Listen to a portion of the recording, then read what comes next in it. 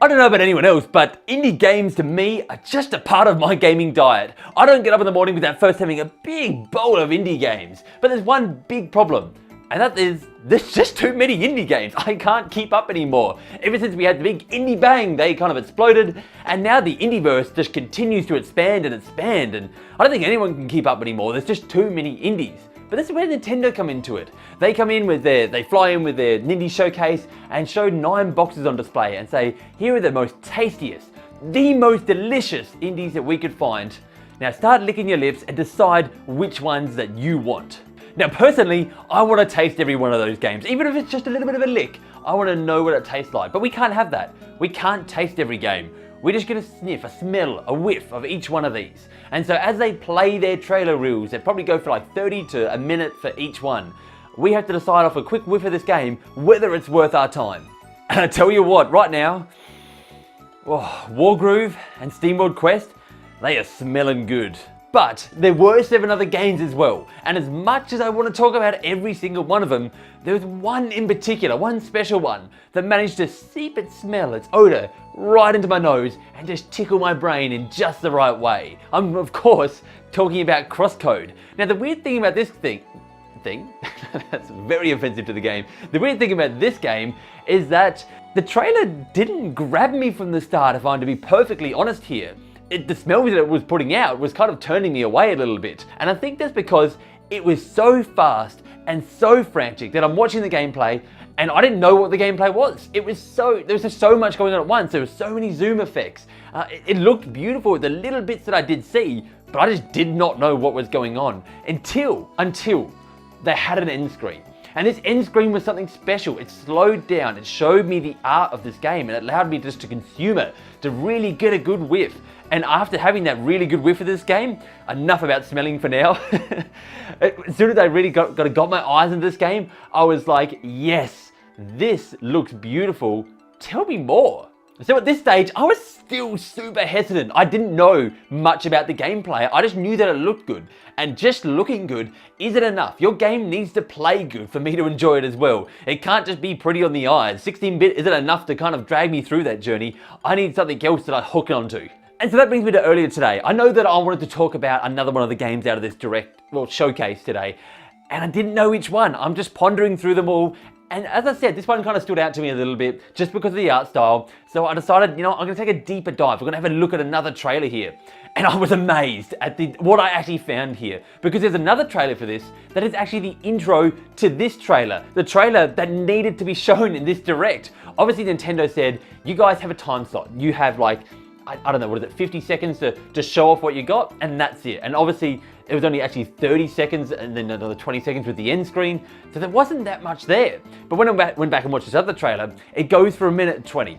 And the first 50 seconds of this other trailer is what leads up to that. And honestly, I'm gonna link it down below, and I'll have a little bit scattered throughout here. And in fact, I'll show you a quick snippet now.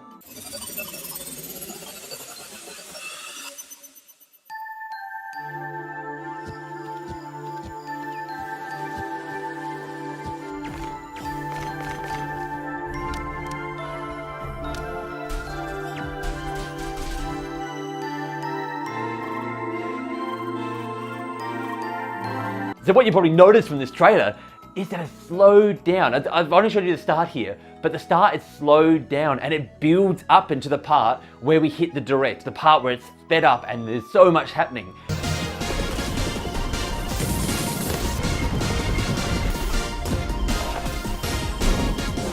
And that's why it felt so disjointed. That's why it didn't hook me. I'm wondering if other people felt that same way. But watching it from the start, I was kind of like, oh yeah, I'm getting what this is. Like, I really got into the game. And that's why I wanted to talk about it today. It's because I feel like this is something special that maybe some people after watching the direct aren't going to pay attention to. Some Nintendo people who are just going to be like, I want to play something on my Switch.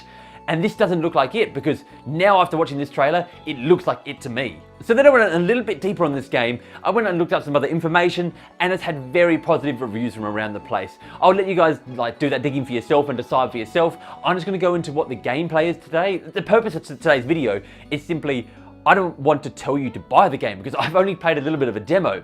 I just want to tell you that this game exists and it's probably better than what you're thinking from that trailer. And so maybe it's worth you checking out, maybe not, but maybe it certainly was to me. Maybe it's worth you digging a little bit deeper on this. Now this demo that I just mentioned is the first super important point that I want you guys to all know about. It has a demo. It's available. You can just go to their website, just go to, I don't know, crosscode.com or something like that. You'll find them, Google search them. And on their website, it has to download the demo to Steam or just to download it to desktop, so you can just play on the desktop if you don't have Steam, it doesn't matter. And you can give the game a go. Of course, maybe like if you're just waiting for this to come to the Switch, just wait to see if the demo comes to the Switch. There's no guarantee that it will, but it doesn't mean that you can't try it again down the track anyway. Or if you're planning to just play this on PC, then certainly the demo's there right now. Go! Get at it, go play. Now before we dive into the overview and everything we know about this game and what's kind of cool about it in the first place, I do want to mention that at the end screen that I talked about that we saw in the Direct, you might have remembered that these flying, they called them Hedge Hags, and you're probably wondering as much as I was, what's that all about? Like why are they showing this? Like what's this got to do with anything? And it turns out that was actually a big nod to the people who've been following this game for a while and the people who wanted it to come to Switch. Because the developers actually said that the chances of this game basically coming to Switch is when Hedge Hags fly. And so like, Hedge Hags flew. Which to me is just a really cool nod to the playbase who has been following this. And it also reminds me of a game that one I did an interview for a little while ago for Nintendo Everything, and that was Hat in Time. Now obviously we still know that is coming to Switch. I'm still wondering where it is though. Honestly, I'm surprised we didn't see anything about that in this Direct, because that was a little while ago that we learned that was coming, and that seemed to be going pretty well back then. But yeah, that was another game that was announced like, oh no, this can't come over, like it's not going to happen, and now it has. So like another happy story for the Switch. A lot of these developers seem to be making a way. And what was hard about this, and not the same engine but Hat in Time, is that this was written in HTML5. So obviously that's not native just to kind of port over to the Switch, which is why that it's like, well, when Hedge Hags fly, we'll put it on there, not because like we don't want it on the Switch. Let's talk about the game itself, because the more that I kind of consumed of this, the more I just looked around and started pulling bits of information out of everywhere, the more I was like, this is just getting cooler and cooler the more I read about it. And the first is obviously like the art style, as I said, that was what attracted me in the first place, but they really play with this the 16-bit nature of this game a little bit more than some other games do. Obviously a lot of them kind of go for that same look, but this plays with the height of that 16-bit. So like when you're normally used to 16-bit height, normally there's like cliff faces and stuff that are like ramps that you can run up. In this you actually have a jump button and you can jump up small heights. And it allows for a lot of verticality. But yeah, it allows you to get to a lot of kind of other places that you wouldn't normally be able to easily get to in these type of games, or there would have to be some other way to work your way around. And it almost turns it, from what I've seen, into a little bit of a platformer, which plays into the puzzle aspect of this game as well. Because it's very much like a lot of comparisons that I've seen is kind of like the Zelda dungeons, where like they have puzzles littered throughout the world as well that you're kind of going to be solving as you go through it. But the puzzles themselves apparently are really good, and I won't go into any spoilers or really into depth of what they are because I don't really know that much about them yet, but apparently they're really good. As far as the combat itself goes, you probably already noticed it's definitely an action RPG. It's fairly fast-paced, as you've probably noticed, and it plays with elements. So there's 4 different elements that you're going to be kind of swinging around as you use your weapons here. And these elements aren't the only thing that play into the gameplay. There's actually a weakness system that enemies use. Certain enemies that, like, you'll notice some of them that I'll show gameplay of, that you can kind of open up weaknesses by hitting them from behind or having them maybe run into a wall. Things like that to open up a weakness to the enemy so that then you can do more damage. It's almost like a puzzle in itself, which for me is some of the most fun combat, when they're not just like, all right, just hack and slash with your weapon and dodge every now and then. It's like, no, think about what you're doing before you go in there. There's also a big skill tree, which I know people love. It's like one of those grid system ones from, like, my comparison is something like Final Fantasy X, I guess, where you just kind of work your way around a big grid. And I think this enhances like a lot of your elemental powers depending which direction you're going, but that looks really cool. And obviously being an RPG, there's going to be gear and things like that for you to mess around with and equip your character with, all that kind of fun stuff. And then we get to the story, which is apparently you're in an MMO. I know we've seen this setting in games before, but from when the person that I was listening to talk about this, they were basically explaining that it's not standard, it's not typical, it's not what you expect from this. In other words, when you kind of get into it, it's not based around the MMO aspect. That's just used to explain a lot of the world. It's used to explain why characters are the way they are, the way you might regenerate health.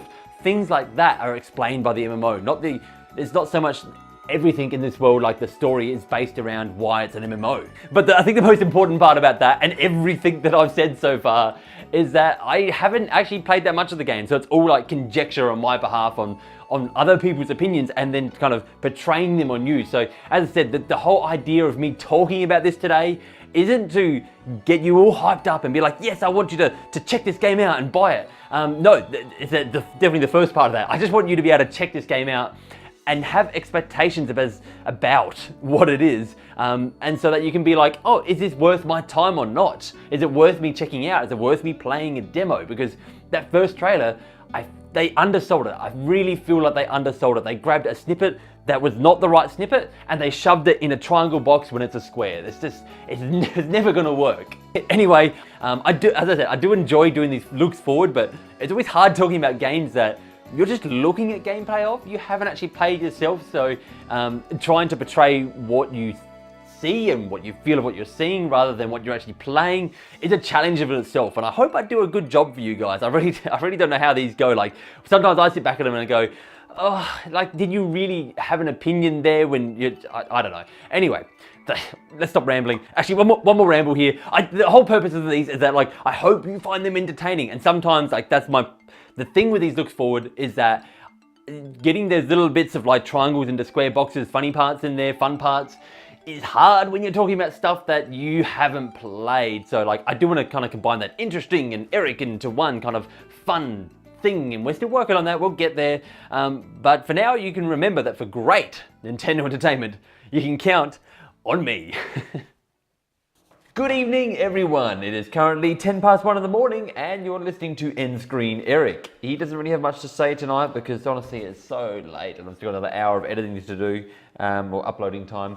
So I've got to show you my Zelda wallet. I have a Zelda wallet. It's really cheap and actually not that great, but I have a Zelda wallet. Bye.